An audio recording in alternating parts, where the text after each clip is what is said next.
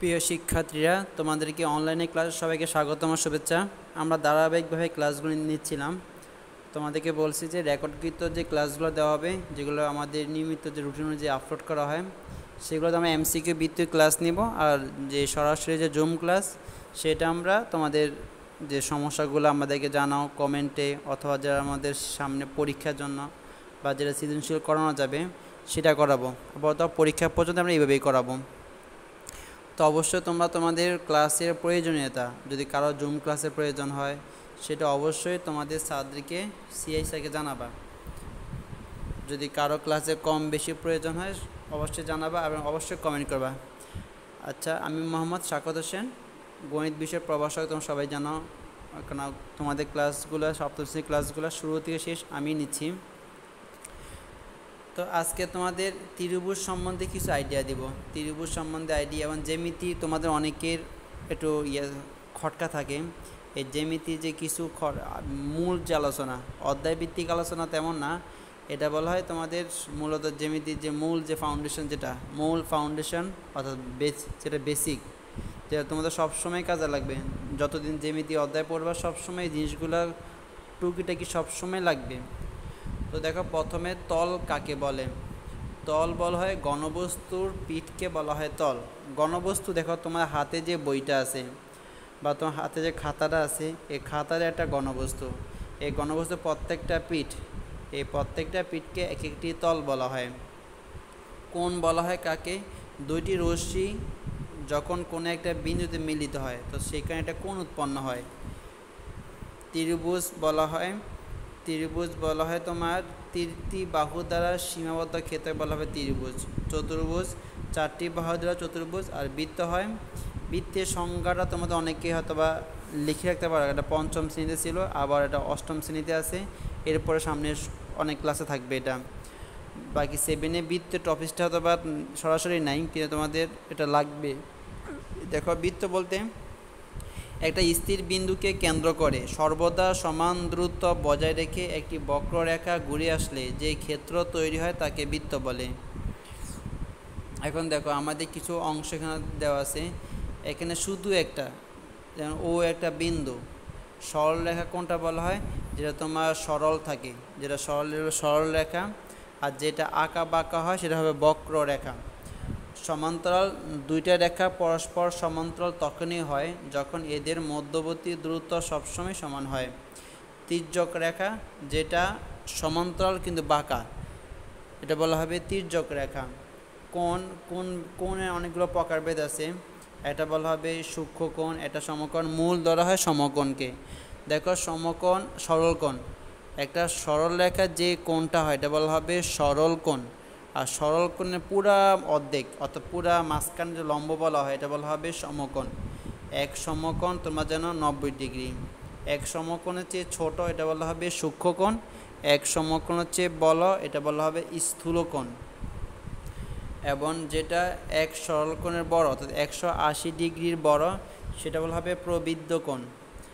আর যখন দুইটা কোণের যোগফল 90 ডিগ্রি হয়, দুইটা কোণের যোগফল যখন 90 ডিগ্রি হয় তখন এদিকে একটিকে অপরটির পূরক কোণ বলে। আর যখন দুইটা কোণের যোগফল 180 ডিগ্রি হয় তখন একটাকে অপরটার সম্পূরক কোণ বলে। বিপরীত কোণ, দুইটা সরলরেখা পরস্পর ছেদ করলে, এই যে পরস্পর ছেদ করলে এদের যে কোণগুলা যে উৎপন্ন হয় বিপরীত পাশে, এই বিপরীত পাশে কোণগুলোকে পরস্পর বলা হয় বিপ্রতীপ কোণ। আর সন্নিহিত কোণ মানে দুইটা কোণ পাশাপাশি থাকলে এটা বলা হবে একটি অপরটির সন্নিহিত কোণ।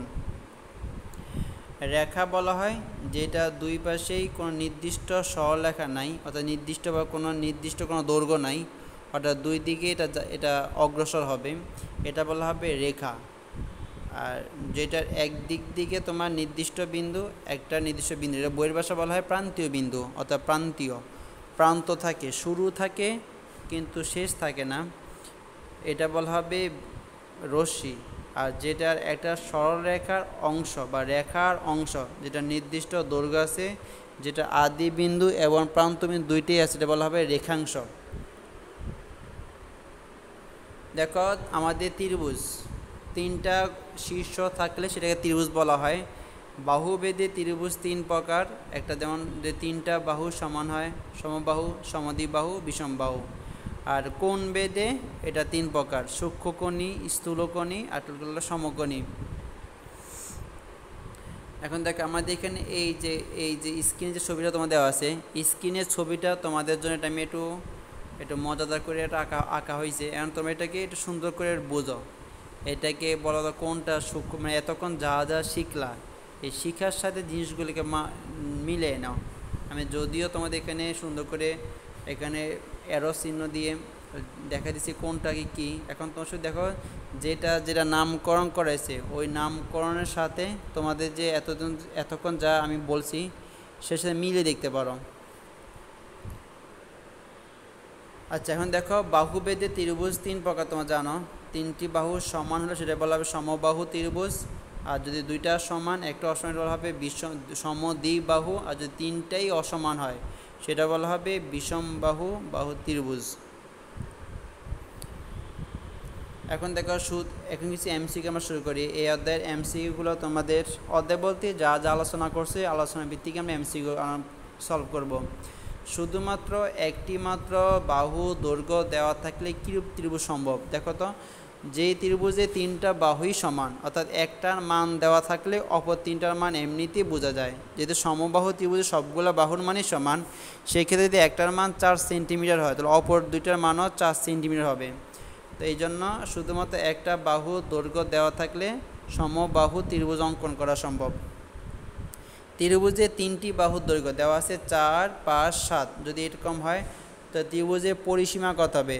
পরিসীমা বলতে বোঝে সীমানার যোগফল, অর্থাৎ যে সীমানা দেওয়া আছে 4, 5, 7 এই তিনটাকে যোগ করলে হয়। তো যোগ করো 4 যোগ 5 যোগ 7 কত, সেটা অ্যান্সার মিলে নাও।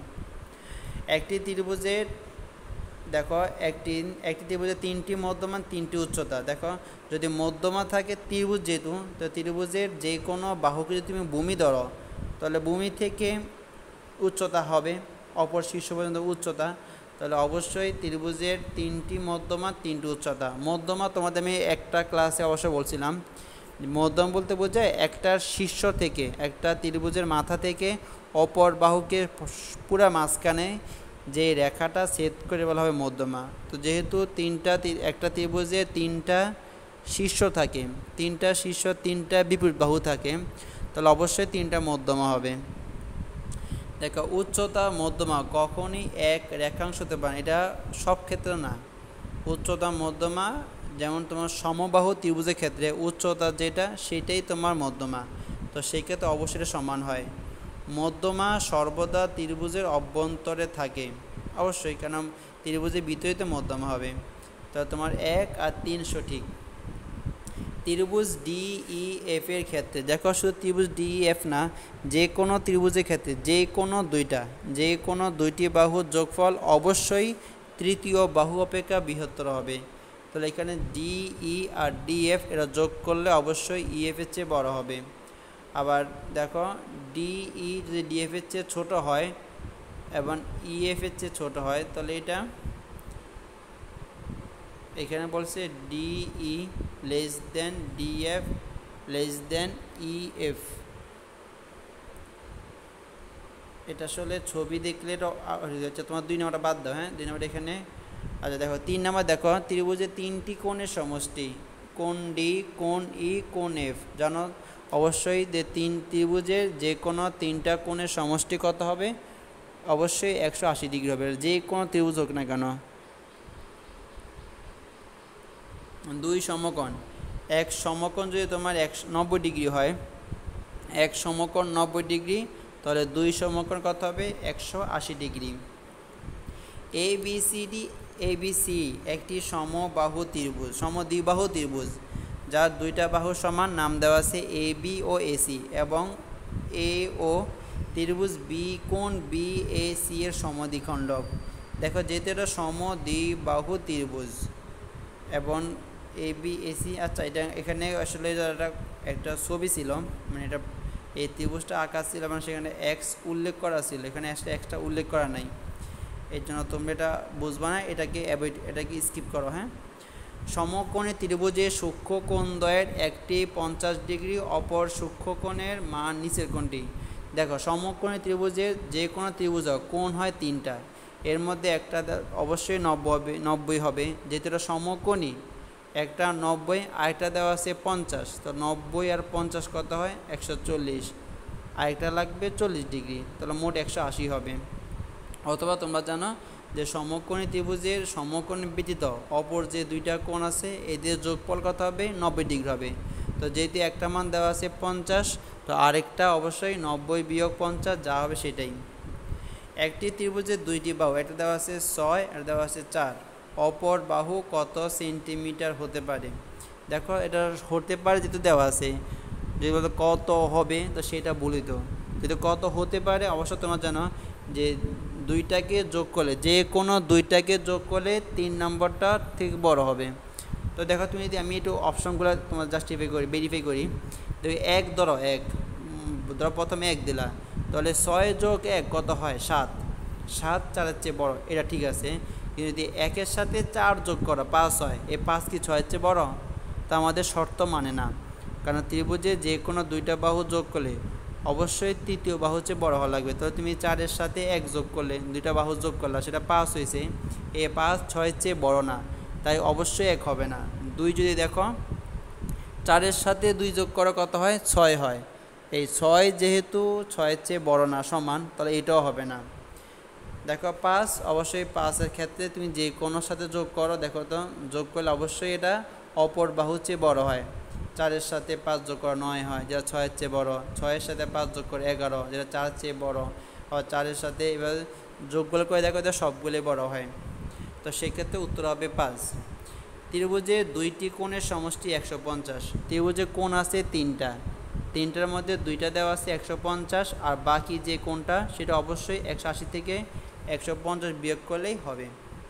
ত্রিভুজ DEF এর DE আর DFটা সমান, ত্রিভুজটি সমদ্বিবাহু অবশ্যই, কারণ যেহেতু দুইটা বাহু সমান অবশ্যই অপর এটাকে বলা হবে সমদ্বিবাহু। তাহলে যেহেতু দুইটা বাহু সমান, তাহলে এদের বিপরীত কোণগুলো সমান হবে। ত্রিভুজের উচ্চতা EF, না উচ্চতা EFটা বলা যাবে না, উচ্চতা কখনই হয় না। তোমাদের ত্রিভুজটা আঁকো, দেখো উচ্চতা কখনো বাহু কখনো উচ্চতা হয় না, ত্রিভুজের বাহুগুলো কখনোই উচ্চতা হবে না, হবে তোমার শীর্ষ থেকে পুরা লম্বালম্বী, অর্থাৎ লম্বালম্বী যদি কোনো রেখা অঙ্কন করো সেটা হবে উচ্চতা।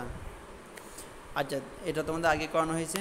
এখন দেখো তো আমরা এতটুকু ক্লাস করার পরে এখন তোমাদের বাড়ির কাজ অবশ্যই দেওয়া দরকার, কারণ ক্লাসের এটা প্রয়োজন, যখন ক্লাসের সাথে বাড়ির কাজ অবশ্যই প্রয়োজন।